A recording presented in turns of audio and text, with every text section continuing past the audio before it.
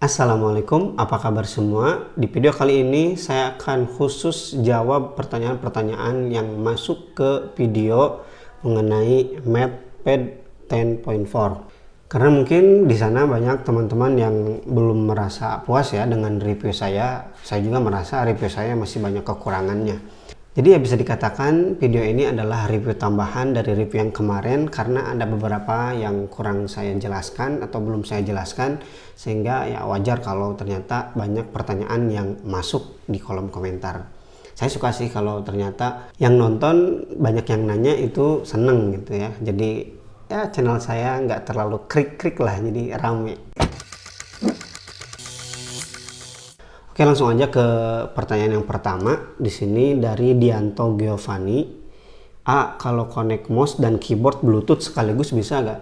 Jawabannya bisa banget. Bisa banget ya. Bluetoothnya ini multi connection. Saya sering mengkoneksikan Bluetooth di MathPad ini ke beberapa device sekaligus ya, seperti ya ke keyboard seperti yang ditanyakan di sini, kemudian ke M Pencilnya juga, dan juga ke speaker Bluetooth ya, speaker Bluetooth.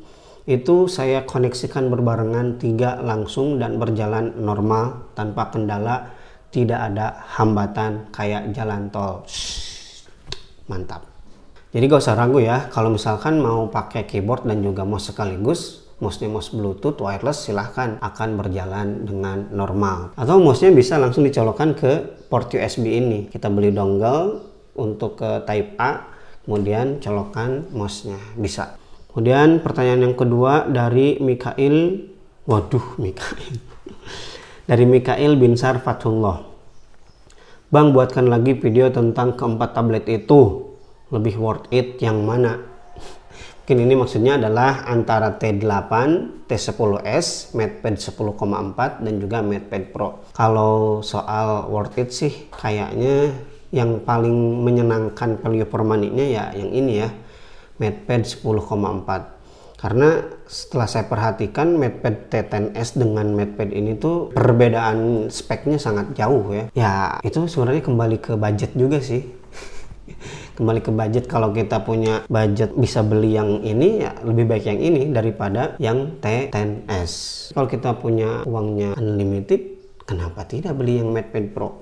Nah, jadi ya itu kembali ke budget yang kita punya. Tapi kalau kita lihat value for money-nya, MathPad 10,4 ini menurut saya yang paling bagus. Pertanyaan selanjutnya, bisa pakai virtual background nggak ya kalau untuk Zoom meeting? Jawabannya kita lihat nanti ya. Saya belum nyoba. Pertanyaan selanjutnya, Genshin Impact bisa rata kanan nggak? Lancar nggak? Kayaknya nggak bakalan bisa. Kalau untuk rata kanan kita harus beli yang MathPad Pro ya. Kalau MathPad 10,4 ini dia chipsetnya juga kan chipset mid range ya, chipset kelas menengah gitu. Saya juga coba 5G, dia cuma mentok di pertengahan gitu, nggak sampai rata kanan banget. Cuman memang kurangnya di MathPad 10,4 ini untuk gaming dia nggak punya gyro, jadi nggak bisa otomatis bergoyang gitu kan, nggak bisa terus bergoyang. Maksudnya apa ya? Pertanyaan selanjutnya, kalau pakai Excel sama Word ada nge-lag nggak? Gimana juga YouTube-nya? Nah ini bagus. Pertanyaannya ini saya sering pakai ya. Excel tidak ada hambatan sama sekali. Saya sering menggunakan aplikasi Office, baik itu Word atau Excel. PowerPoint saya tidak jarang menggunakan, tapi itu istri saya gunakan dan tidak ada masalah, tidak ada hambatan. Dan saya juga sekarang sudah menggunakan Microsoft Office 365. Jadi kalau kemarin kan baru masih menggunakan apa itu aplikasinya, saya lupa. Office Suite ya, kemarin saya masih menggunakan Office Suite, tapi sekarang saya udah beli Microsoft Office 365 dan alhamdulillah semuanya lancar. Oh iya, satu lagi belum dijawab, YouTube. Nah untuk YouTube sebenarnya gak mesti pakai browser juga sih, bisa pakai aplikasi, tapi dia memang pakai aplikasi YouTube yang bukan dari official. Kalau pakai official kan harus ada JMS ya, otomatis gak bakalan bisa. Nah maka cara mengakalinya adalah kita gunakan YouTube Fanchat ya. Cara penginstalannya gampang, ada di video-video saya yang sebelumnya. Dan YouTube Fanchat juga menurut saya lebih bagus. Dia bisa play in, background, dan fitur-fitur YouTube Premium ada di sana. Pertanyaan selanjutnya dari Nurbaidatul Kolbia, Palm Rejection Pen-nya gimana kak? Mau beli buat note taking gitu tapi ragu, hi. Palm Rejection-nya ini yang paling banyak ditanyakan ya ketika saya unboxing dan juga review MatePad ini, karena memang salah satu alasan kita mau beli tab itu ya pennya kan, pensilnya kan. Kalau cuma sekedar pengen supaya bisa nonton lebih lebar ya saya rasa beli tab yang lebih murah aja gitu. Nah di MatePad ini pennya berjalan normal, palm rejection-nya normal dan bagus ya. Bisa diperhatikan di sini saya kasih contoh di aplikasi Note yang bawaan dari Huawei, yaitu aplikasi Nebo. Di situ tangan saya tidak terbaca sebagai pensil ya. Ya tangan, pensil ya pensil gitu. Dan menariknya juga di sini ternyata level tekanannya juga terbaca dengan baik. Di sini saya mencoba 2 tekanan di tiap gelombang ya. Pertama saya tekan kenceng, kemudian saya lepas agak ringan, kemudian kenceng, kemudian agak ringan. Bisa dilihat di situ hasilnya berbeda. Dan itu menurut saya ya bagus lah, lumayan. Meskipun saya sendiri sebenarnya jarang menggunakan itu, karena saya beli pen itu bukan untuk menggambar. Saya tidak jago menggambar. Saya lebih gunakan pen ini sebagai menulis dan untuk bahan mengajar juga ya, mengajar online di YouTube. Ini contoh-contohnya ya, silakan diperhatikan kemudian dinilai sendiri bagaimana kualitasnya. Ya saya sendiri sih sebagai orang yang pertama menggunakan pen seperti ini, saya merasa nyaman-nyaman aja gitu ya, tidak ada masalah, tidak ada hambatan. Cuman di sini ada yang jadi catatan bagi saya nggak tahu ini problem apa bukan. Bisa diperhatikan antara pen tip dengan pensilnya itu agak renggang ya, dan ini bisa ditekan, ditarik, ditekan, ditarik seperti ini. Mudah-mudahan kelihatan ya.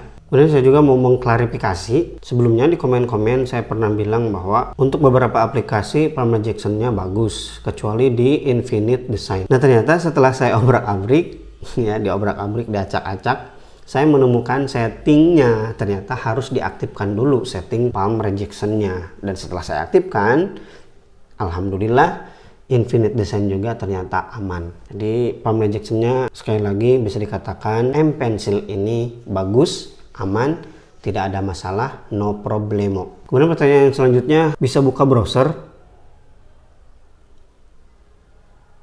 Kalau nggak bisa buka browser gimana? Ya ini pertanyaan yang menarik.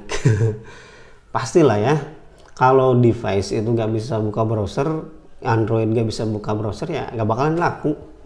Ya mungkin pertanyaan dia itu bisa buka Google, bisa buka Google itu Google Search ya bisa. Tapi untuk masuk ke akun Google memang agak sedikit terhambat. Ya di sini saya gunakan browser, beberapa aplikasi browser. Yang pertama browser bawaan, ini nggak bisa buka Google Drive, tapi untuk masuk ke Gmail bisa ya. Kemudian saya juga pakai Mozilla Firefox, itu aman. Pakai yang ketiga pakai UC browser, itu juga aman. Saya pernah coba download aplikasi Opera Web ya. Saya install, saya coba masuk akun Google dan mental.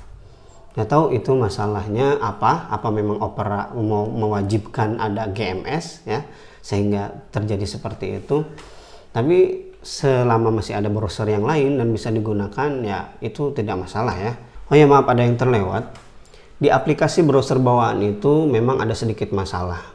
Masalahnya adalah kalau kita login akun yang udah ada itu selalu mental. Tapi kalau kita bikin akun baru itu akan aman. Insya Allah aman. Pengalaman saya seperti itu.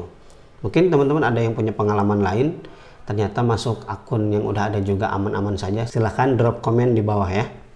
Kok bisa dapat keyboard? Saya juga mau pesan kalau bonus keyboard ya bagi angkatan bagi teman-teman MatePad 10,4 angkatan 99 ya, maksudnya angkatan pas beli kemarin Harbolnas 99 ya, 9 September itu memang Huawei mengadakan promosi khusus gratis keyboard.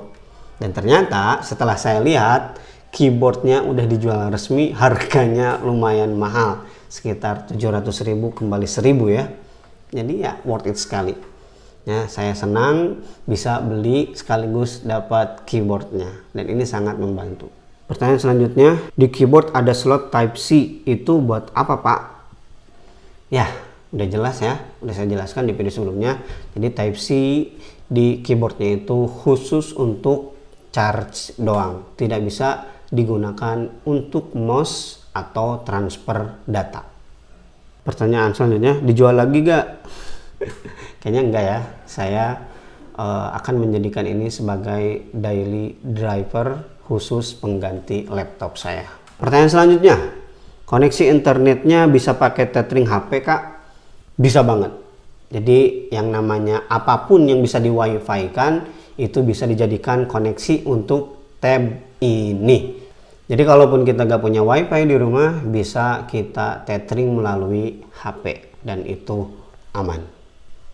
Pertanyaan selanjutnya, udah ada anti gores bawaan nggak Bang?